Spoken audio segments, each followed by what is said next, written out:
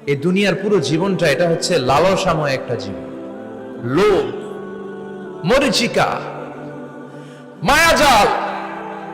এই মায়াজালে আমরা আটকে আছি, ফলে মৃত্যুর কথা আমরা ভুলে গিয়েছি। পাগলের মতো ছুটছি, আরো টাকা লাগবে, আরো খ্যাতি লাগবে, আরো যশ লাগবে, আরো দাপট লাগবে। আমার এত টাকা দিয়ে কি হবে? এত সম্পদ দিয়ে কি হবে? এত ব্যস্ততা দিয়ে কি হবে তোমার? স্টপ, থামুন, অনেক হয়েছে। আন্না, থামুন, take a rest, take a breath and think about death. Think that you have to go back to your Lord. একটু বসেন না, একটু ভাবেন যে আমাকে চলে যেতে হবে, চলে যেতে হবে। এই কোলাহল, এই ব্যস্ততা, এগুলো থাকবে, থাকবো না আমি। সাইয়েদনা ওমর ফারুক বলেছেন, মুতু ক্বাবলা আন তামুতু, মরার আগে একবার মরো। হাসিবু ক্বাবলা আন তুহাসাবু আলাইকুম, তোমার হিসাব নেওয়ার আগে তুমি একবার নিজের হিসাবটা করো না। কাগজ বের করে একটু লিখো না কি কি ভালো কাজ করছিলা, যেগুলো দিয়ে নাজাতের ওসিলা হতে পারে।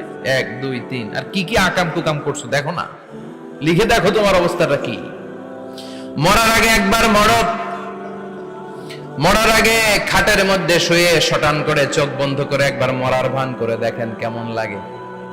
চোখটা বন্ধ করেন আর ভাবেন আপনি নাই, কি কি হতে পারে ভাবেন। আপনার ছেলে মেয়েরা কান্না জুড়ে দিবে, আপনার প্রাণের স্ত্রী বিলাপ শুরু করে দিবে, বন্ধু বান্ধবের চিৎকার আর মাতম, স্থানীয় এলাকার মসজিদে ঘোষণা, অমুক এলাকার নিবাসী অমুক ভাই অমুকের ছেলে অমুক দুনিয়ায় নাই। সব আত্মীয়রা চলে আসবে, ফেসবুকে স্ট্যাটাস দেয়া হবে, সবাই সবাইকে জানাবে বিকাল 4টায় অমুক হাই স্কুল ময়দানে আপনার জানাজা। ছুটে আসবে, সবাই ছুটে আসবে আপনাকে শেষ বিদায় দিতে, গুড বাই জানানোর জন্য, আল ওয়াদা, বিদায় জানাতে আসবে সবাই। 4 তাকবীর দিয়ে আপনার জানাজা হবে, অশ্রুসিক্ত জানাজায় আপনার বিদায় হবে। কাঠের খাটিয়ার মধ্যে করে কাঁধে তুলে আপনারে কবরে নেওয়া হবে। আগে থেকে খুঁড়ে রাখা কবরটার মধ্যে আপনারে বিছিয়ে দেয়া হবে। বাঁশের কচি দিয়ে তার উপরে মাটির চাপা দিয়ে সব চলে যাবে। ভাবেন না একবার চোখ বন্ধ করে, this is the circle of life, this is the nature of life. এটা সবার হবে, আমার হবে, আপনার হবে। এত মায়া, এত ভালোবাসা কই যাবে? কেউ থাকবে না, সবাই আপনার অন্ধকার কবরে রেখে দিয়ে চলে আসবে। উপরে বাঁশের কঞ্চি, তার উপরে মাটির চাপা, অন্ধকার আর অন্ধকার। এই অন্ধকার যেন শেষ হতে চায় না, শুধুই অন্ধকার, ঠিক কিনা? এজন্য আমাদের চলে যেতে হবে। দাদা গেল, চাচা গেল, মামা গেল, আমাদেরকেও যেতে হবে, জোরে কোন ঠিক কিনা? একদিন মাটির ভেতরে হবে ঘরে মন আমার, কেন বন্ধ দালান ঘর, প্রাণ পাখি উড়ে যাবে পিঞ্জর ছেড়ে।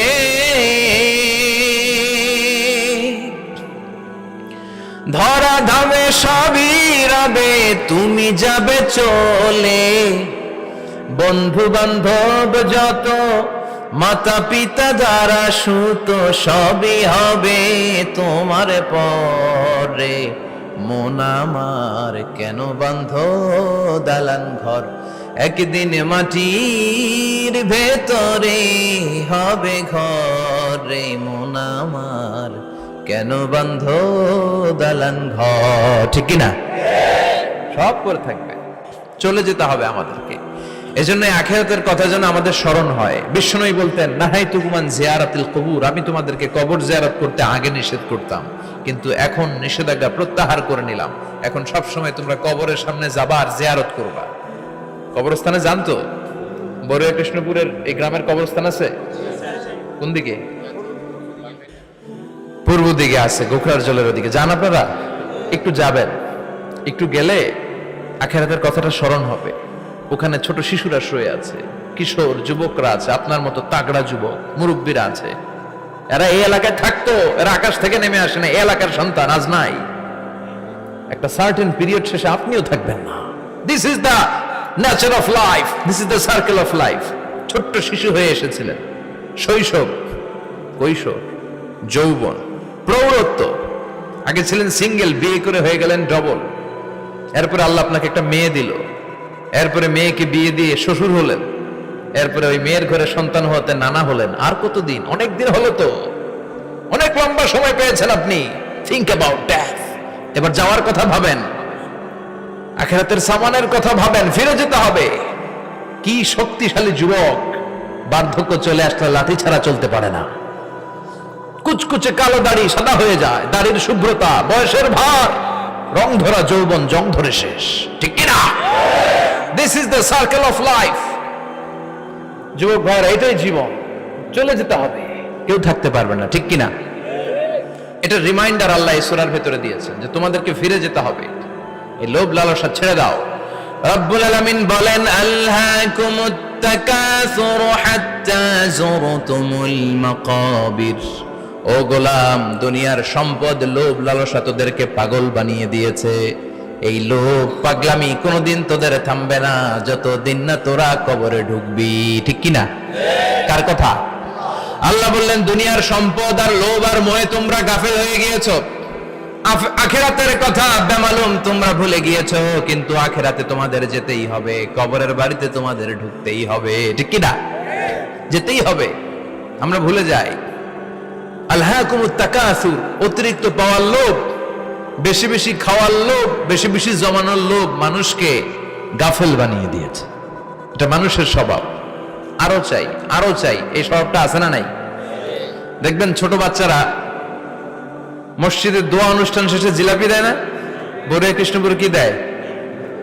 আগে বাতাসা দিত না, এখন কি দেয়? জিলাপি দেয়, মিষ্টি দেয়। তো মসজিদের 2-3 গেট থেকে যদি দেয়, ছোট বাচ্চারা দেখবেন এদিক দিয়ে কয়েকটা নিয়ে আবার ওই গেটে লাইন ধরে। ওর হাত হলো ছোট হাত, ওর হাত ভর্তি জিলাপি, আর নেওয়ার জায়গা না, এরপর আরেক জায়গায় লাইন ধরছে, আরো লাগবে আরো লাগবে, এই আরো আরো আরো চাই। এই স্বভাবটাই মানুষকে কুড়ে কুড়ে শেষ করে দিয়েছে। এত লাগবে কেন তোমার? চাহিদার কোনো শেষ নাই, unlimited demand of human being. যার আছে বেশি তার চাই বেশি, যার সাইকেল আছে তার হুন্ডা চাই, হুন্ডা আছে তো প্রাইভেট কার চাই, প্রাইভেট কার আছে তো প্লেন চাই, প্লেন আছে তো হেলিকপ্টার চাই, হেলিকপ্টার আছে তো ওইটা চাই, ওইটা আছে তো সেটা চাই, ঠিক কিনা? এলাকার মেম্বার যে হয়েছে চেয়ারম্যান হতে চায়, আছে না নাই? চেয়ারম্যান সাহেব এমপি হতে চায়, আছে না নাই? এমপি সাহেব মন্ত্রী হতে চায়, আছে না নাই? মন্ত্রী সাহেব প্রধানমন্ত্রী হতে চায়, আছে না নাই? কিন্তু এই দেশে সুযোগ নাই। কথা কন, এই দেশে প্রধানমন্ত্রী সিলেক্টেড, 2-3 জনের বাইরে কেউ প্রধানমন্ত্রী হতে পারবি না, ঠিক কিনা? আমার এই জীবনে তো আমি 2-3 জনই দেখলাম। বেগম খালেদা জিয়া, মাননীয় প্রধানমন্ত্রী শেখ হাসিনার ছোট্টবেলা দেখেছি এরশাদকে, আমরা তখন ছোট। তো মানুষের চাহিদার কোনো শেষ নাই, যার আছে বেশি তার চাই বেশি। এজন্য বিষ্ণু বলেছেন, উনজুরু ইলা মান হুয়া আসফালা মিন, তোমার চেয়ে যে খারাপ আছে ওর দিকে তাকাও। ওয়ালা তানজুর মান হুয়া আ'লা মিন, তোমার চেয়ে যে ভালো আছে ওর দিকে তাকায়ও না, তোমার চেয়ে যে খারাপ অবস্থানে আছে ওর দিকে তাকাও। অনেকে নিজের অবস্থান নিয়ে সুখী না, এরকম আছে না নাই? আল্লাহ আমার এটা দিল না রে, ওইটা দিল না রে, পাইলাম না রে, কিচ্ছু হয় না, কি করব জীবনে, হতাশ। আসলে আছে কিন্তু অনেক, কিন্তু শুকরিয়া নাই, ডাকাত, ঠিক কিনা? নিজের অবস্থান নিয়ে সুখী না, কিন্তু অনেক লোক আছে তারা আপনার অবস্থানে পৌঁছতে চায়। তাদের দিকে তাকিয়ে দেখেন, আপনি যে অবস্থানে আছেন এই অবস্থানে পৌঁছাটা অনেকের কাছে স্বপ্ন। তারা প্রতিনিয়ত সংগ্রাম আর স্ট্রাগল করে যাচ্ছে আপনার অবস্থানে পৌঁছতে, আর আপনি এটা নিয়ে সন্তুষ্ট না। শেখ সাদির নাম শুনেছেন? বালাগাল উলা কাশাফাদ দুজা, এই কবিতাটার রচয়িতা ইরানের বিখ্যাত এক কবি। উনি একবার আর্থিক সমস্যার মধ্যে দিয়ে সময় কাটাচ্ছেন, টাকা নাই, পয়সা নাই, পায়ে দেওয়ার মতো জুতা নাই। উনি খুব দুঃখ পেলেন, হায় রে, আমি ইরানের এত বড় কবি, আমার পায়ে দেওয়ার মতো জুতা নাই। দুঃখ ভরা মন নিয়ে রাস্তায় হাঁটতে বেরোলেন। হাঁটতে হাঁটতে হঠাৎ দেখলেন একটা লোক শুয়ে শুয়ে কাঁদছে, ওই লোকটার 2টা পাই নাই, পাই নাই। উনি সেজদায় পড়ে গেলেন, আল্লাহর কাছে ক্ষমা চাইলেন, আল্লাহ অনেক দিয়েছ, শুকর আলহামদুলিল্লাহ। এজন্য যেই পরিস্থিতিতেই থাকি না কেন আমরা কি পড়বো? জোরে বলেন, কি পড়বো? এজন্য কানাতু মিনাল ইসলাম, অল্পে তুষ্ট থাকার নাম হলো ইসলাম। সম্পদ লাগবে কিন্তু সম্পদের পাহাড় লাগবে না, ঠিক কিনা? অল্প খান, অল্প পড়েন, অল্প জামান, অল্পের ভেতরে বরকত ঢুকাইয়া দিছে কে? দেখবেন যাদের সম্পদ অল্প তারা সুখী বেশি, জরিপে এটা দেখা গিয়েছে, অনেক সার্ভেতে এটা এসেছে, যারা সম্পদশালী এরা দুঃখী বেশি, এদের দুঃখ বেশি, টেনশন বেশি।